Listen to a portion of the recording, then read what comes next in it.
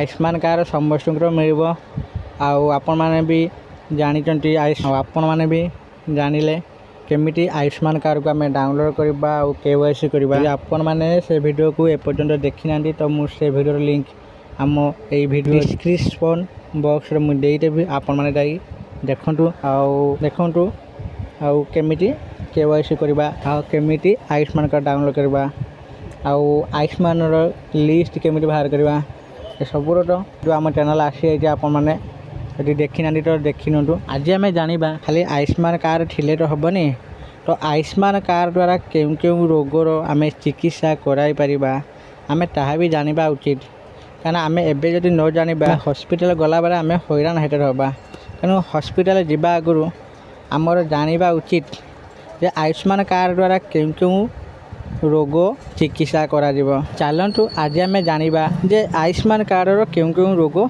चिकित्सा करा जाए बा केउ केउ रोग कभर करा जायछि आयुष्मान कार्ड रे। तेणु वीडियो को आरंभ करने पूर्व आपण मानक मोर अनुरोध आम चैनल को सब्सक्राइब करदंतु आउ वीडियो को फटाफट लाइक करदंतु।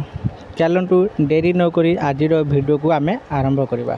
एप्रिल 11 तारिख ओडिशा रे लागू होइछि आयुष्मान भारत प्रधानमंत्री जन आरोग्य योजना। ओडिशा रे 3.5 कोटी लोक एही योजना रे उपकृत हेबे। केवल राज्य नुहे बरं राज्य बाहर 29,000 हॉस्पिटल 5 लाख टंका पर्यंत मागना चिकित्सा करें राज्यवासी।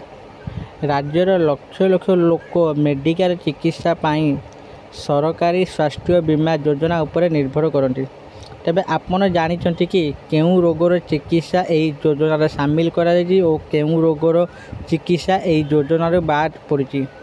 आयुष्मान कार्ड धरी डाक्तरखाना जिबा पूर्व यही खबर पढ़ी नंतु केउ रोगर चिकित्सा आयुष्मान भारत योजना हो पारि नाही। जातीय स्वास्थ्य प्राधिकरण NHA द्वारा जारी होइतिबा national health benefit package guideline अनुसार आयुष्मान भारत OPD दंत चिकित्सा एवं कॉस्मेटिक सर्जरी संबंधी रोग गुड़ी को अंतर्भुक्त करे नाही। बाह्य रोगी चिकित्सा OPD नियमित डाक्तर परामर्श रोग चिन्हट एवं नियमित औषध पाई डाक्तरखाना भर्ती हेबार आवश्यकता नथिबा अवस्था गुड़िक आयुष्मान भारत योजना सामिल करा जाय नाही। दंत चिकित्सा आयुष्मान भारत प्रधानमंत्री जन आरोग्य योजना करेक्टिव समेटिक किंबा कृत्रिम दंत प्रक्रिया रूट कैनाल कैविटी फिलिंग दंत प्रतिरोपण एवं पीरियोडोंटाल रोगर चिकित्सा अंतर्भुक्त करा जाय नाही।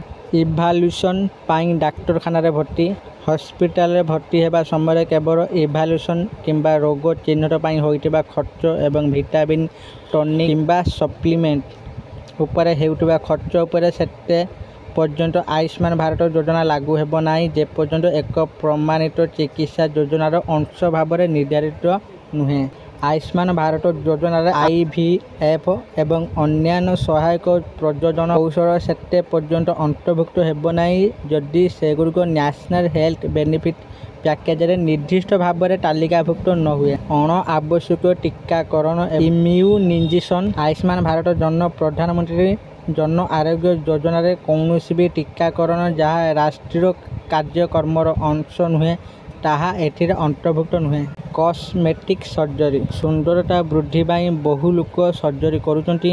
Anti ageing procedure laser tattoo removal एवं लाइनोप्लास्टी फैट ग्राफ्टी नेक लिफ्ट एवं समान अस्त्रोपचार आयुष्मान योजना अंतर्भुक्त नुहे।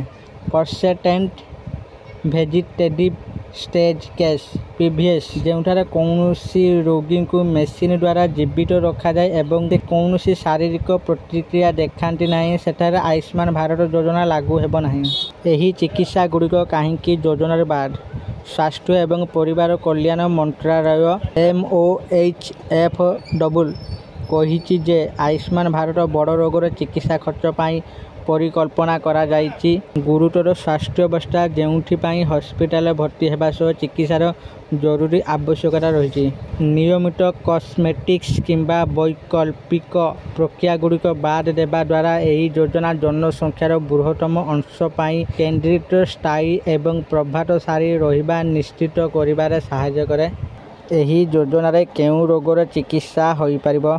स्वास्थ्य एवं परिवार कल्याण मंत्रालय अनुसार आयुष्मान भारत योजना रे बर्न मैनेजमेंट, हृदरोग एवं हृदरोग अस्त्रोपचार, जरूरीकालीन रूम पैकेज, सामान्य चिकित्सा एवं surgery, interventional neuro radiology, medical एवं सर्जिकल ऑन्कोलॉजी, मानसिक स्वास्थ्य चिकित्सा, नवजात जंत्र, न्यूरो सर्जरी, प्रसूति एवं स्त्री रोग, चक्षु रोग, मुख एवं मैक्सिलोफेशियल अस्त्रोपचार, ऑर्थोपेडिक्स, रोही नोरारिंगोलॉजी, शिशु रोग एवं अस्त्रोपचार, प्लास्टिक एवं reconstructive surgery, polytrauma care, radiation oncology, urology एवं शिशु कर्कट चिकित्सा अंतर्भुक्त।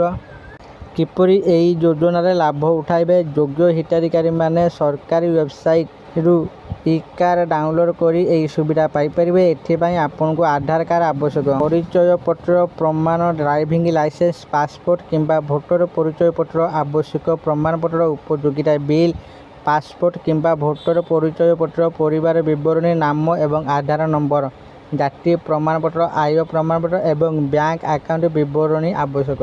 आशा करछि एबे आपण माने बुझी जाइथिबे जे आयुष्मान कार्ड रे आमे केउ रोग चिकित्सा करि परिबा।